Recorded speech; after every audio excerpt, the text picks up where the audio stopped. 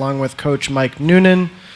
We'll start with a statement from Coach Noonan, and then we'll open the floor to questions for players. Coach? Obviously, we're very pleased to be advancing. Give a lot of credit to an excellent West Virginia team. They had an outstanding season, and they are a superb team. I feel very fortunate that we're moving forward, but we have a superb team too. And I think that, the tournament has been, we've endured the tournament. Coming through the ACC tournament and then straight into this tournament is probably one of the hardest things to do in the country. And I'm very proud of the team, very proud of our university, and look forward to Monday night. If you have a question for players, we'll bring you the mic, and please make sure to say your name and publication first before you ask your question.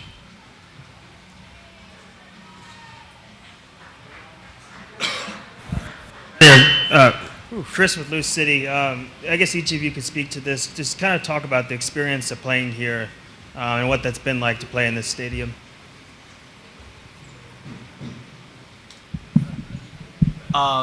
It's been pretty amazing. It's obviously a fantastic stadium. Field's great. It's a little longer than we're used to grass-wise, but it didn't matter. You just adjust and you deal with the adversity of it. The last couple of years we've been to Cary a couple times. It's become a second home, and it was a new challenge to come here and understand how this field's going to play and how the stadium's going to be. So it's been pretty amazing, and the fans obviously showed up for us as well. So can't ask for anything more.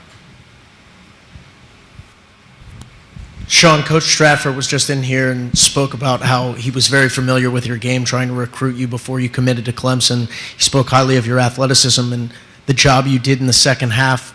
How tall of a task was that in the second half? And were you surprised at all about your ability to get forward? You hadn't scored in almost 2 months.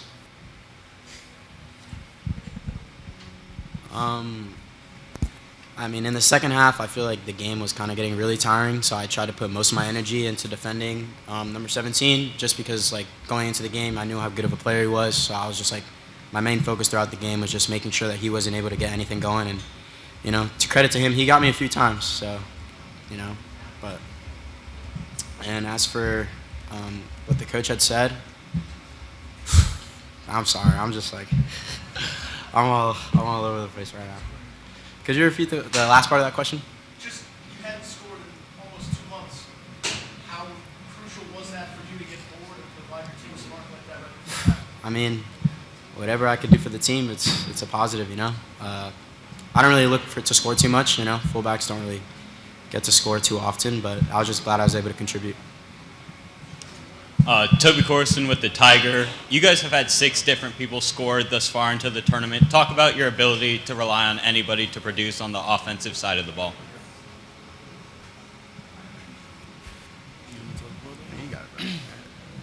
So the goalkeeper's going to talk about the offensive side of the ball. Yeah, obviously it's all starts from the back, building up, and then making sure that we give the right balls to the right guys in the right spaces, where we can locate them, and when they are close to the goal, how they can deliver. So you know a guy and his quality when he's up front. So if you're able to deliver a good ball, probably most likely he's able to score for us, which is what the whole team has been working on, and it's been fantastic throughout the season. Griffin Barfield, also with the Tiger. Let's talk about your defense. You've had 10 shutouts over the course of the season, and you haven't let a goal in throughout this whole tournament. What do you have to say about the defense and how they've been able to come up big in situations like this? You want me to go again? All right, yeah, thank you for your question. It's been amazing. I've enjoyed it, being in goal with the guys, but it wasn't easy at the beginning of the season, so we all came together and set a common goal to defend the goal, which was preventing goals into the net, which is what we've done over the couple of games that we've played. And I give credit to my teammates. I give credit to all the center backs, all the people in front of me. They're doing all the work, and the tiny margin comes in when I have to make 1 or 2 saves to keep us going, and it happens, and congratulations to us. And I'm proud of each and everyone for contributing in such a manner. Yeah, the answer to that again is that defending is not just the goalkeeper and the defenders, right? And I think what we've done really well over the course of the tournament is we defended from the front all the way to the back, just like we have right back scoring goals. And you look at Usman Silla tonight and Alex Meinart, who are dynamic attacking players who did a great job defending tonight. So it was a complete team effort, and that's what it's been through the course of the tournament. Toby Corson with the Tiger. You guys had a lot of young players out there tonight watching you guys. What does it mean to you to be inspiring the next generation of soccer players?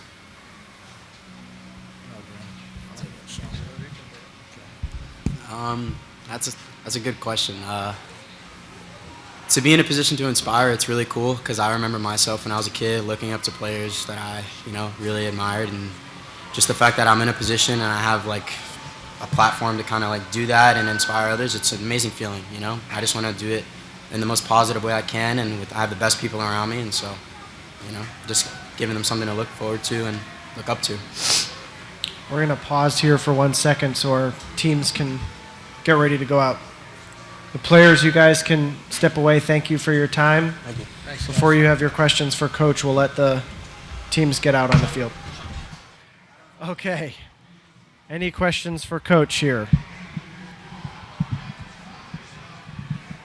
Greg Carey with West Virginia Metro News. Just curious, AM seemed to think that the play with about 12 minutes to go may have been worthy of a foul. How did you see that play in the box? Excuse me? The play with about 12 minutes left in the game, where West Virginia's player fell down in the box, looked like he, was trying to draw a foul. They may have thought it was. I'm just curious how you saw that play. Yeah, to be honest with you, I didn't have a really good angle at it. It was on the left-hand side, and I didn't have a good angle on it. But there were plenty of those throughout the game. There's plenty of those in every game. And,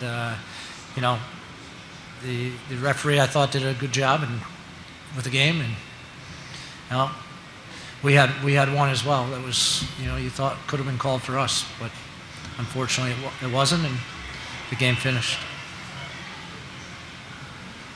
Coach, those last 20 minutes of the game are very high intensity. You're on the defensive front a lot.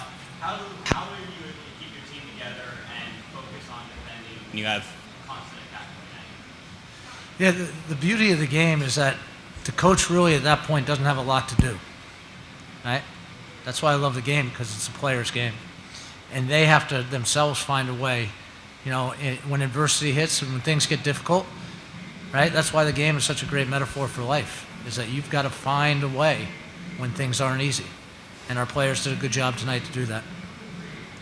Coach, with it being your second College Cup final in the last 3 years, and obviously you've had some of those pieces that were on that championship team come back and finally get the chance to play again for another national championship. What do you have to say about the team and their hunger to get back to the top of the college soccer world? Yeah, every team's different. And this team, set out August 8th to get to where we are on Monday. And so I'm very proud of this team. And, the 21 team I love, always will, and they have their place in history. But, we talk about being remembered or being remembered forever.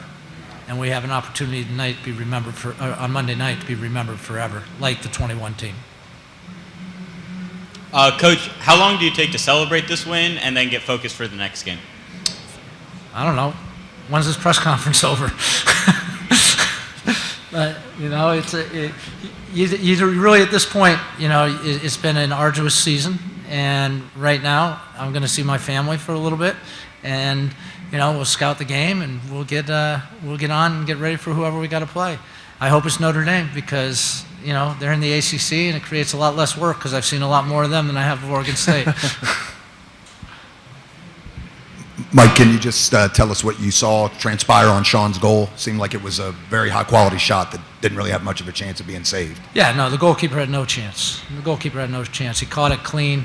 I don't know whether Sean told you guys this.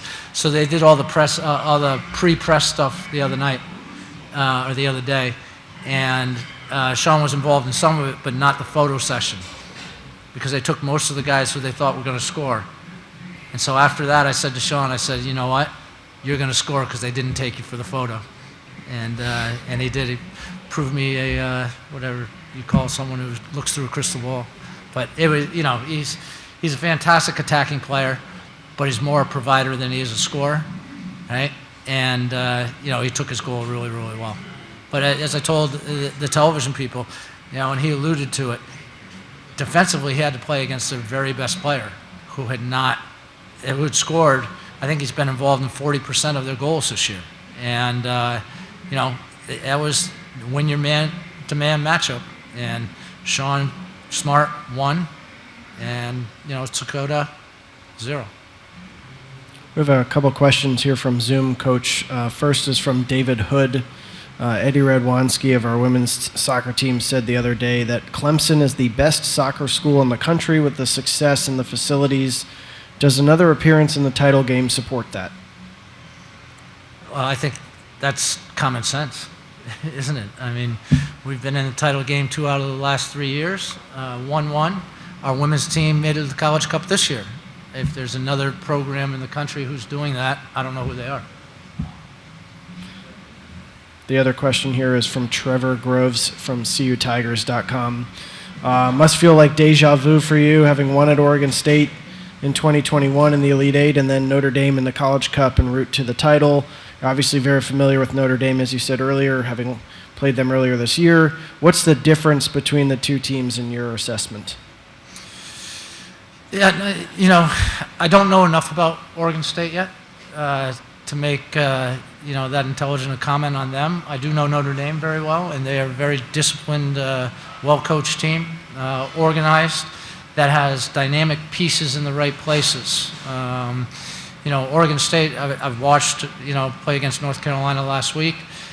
Their captain and the suspension definitely affects them, and it can affect you in a positive way. The troops can rally around and create more energy in adversity. But we'll have to wait and see as the game plays out tonight. Another one coming in from Trevor, talking about that 21 championship team, third championship now, the opportunity at Clemson. But as a coach, how much does it help to have those experiences before playing in a game like Monday night? Yeah, I think, the game's going to be the same. It's going to be, 22 players, 2 goals, a ball, and a referee. The game doesn't change. I say that all the time, and I say that to the players. What is difficult is the sideshow that goes around the game, right? And managing that sideshow as a coach is important because there'll be, gazillion texts to people, Usman made All-American, and, the MLS is doing their combine now, and agents and all kinds of people are wanting a piece. So just to stay focused on staying in the present is the most important thing. And we've been there. Some of our senior leaders on our team have been there. So that bodes well for us in terms of, but Notre Dame was there as well 2 years ago. So, and Oregon State was in the quarterfinals. So they're experienced teams. Any more questions for Coach? All right, thank you so Awesome, much. thank you.